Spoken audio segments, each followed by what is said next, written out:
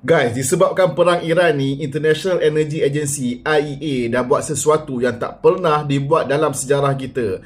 IEA dengan dia punya 32 countries members dah bersetuju untuk rilis 400 million barrels of oil disebabkan perang Iran. Diorang terpaksa buat macam ni disebabkan kesan Selat Hormuz yang ditutup yang melonjak naikkan harga minyak dunia. Untuk menunjukkan berapa besar 400 juta barrels ini, Selat Hormuz yang contribute kepada 20% of global oil trades biasanya membawa 18 ke 20 juta barrels per day. Jadi 400 juta ni kita boleh estimate penggunaan lebih kurang daripada 20 ke 26 hari. Kita boleh katakan roughly about sebulan. Kenapa angka 400 juta ni adalah historical dan significant? Sebab seingat saya hal ini tidak pernah dilakukan. Pada tahun 2022 dalam Ukraine War, diorang rilis hanya 182 juta barrels.